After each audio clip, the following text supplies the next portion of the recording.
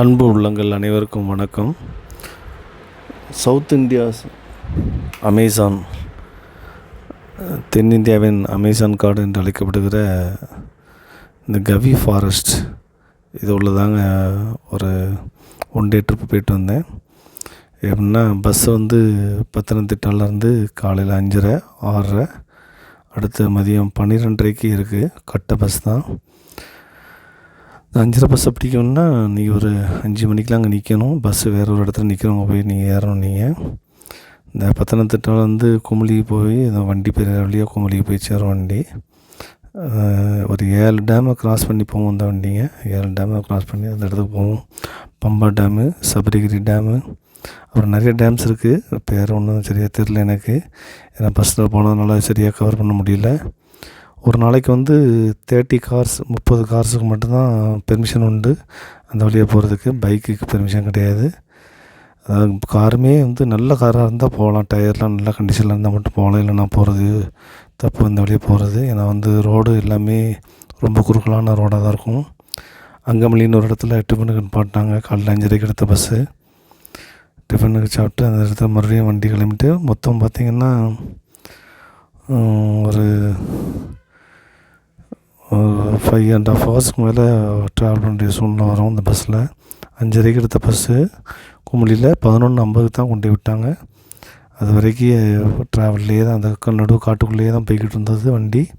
நல்லா இருந்துச்சு உண்மையிலே. ஒரு ப்ளசண்ட்டான ஒரு ட்ராவல். அதாவது வாய்ப்பு கிடைச்சுன்னா எல்லாருமே போய்ட்டு வாங்க.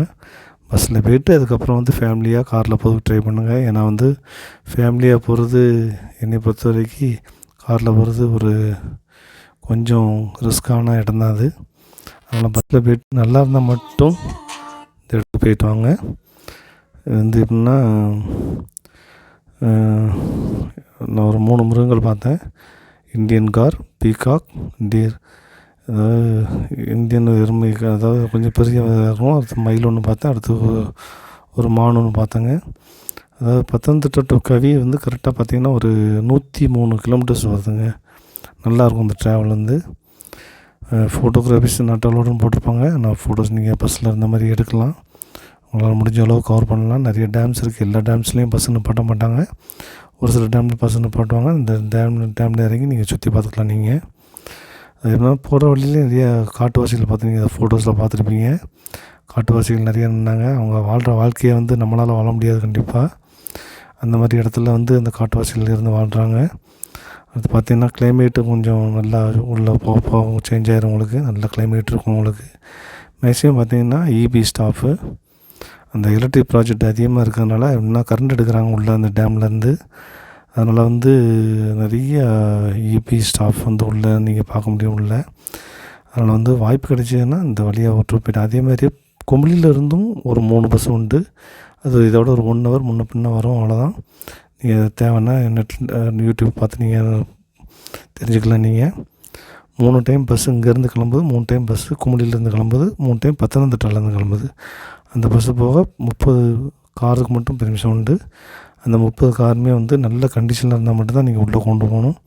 இல்லைன்னா உள்ளே கொண்டு போகிறது வேஸ்ட்டுங்க. வாய்ப்பு கிடைச்சா இந்த கவி ஃபாரஸ்ட்டு ஒன் டே ட்ரிப்பாக சுற்றி பார்த்துட்டு வாங்க. அனைவருக்கும் நன்றி.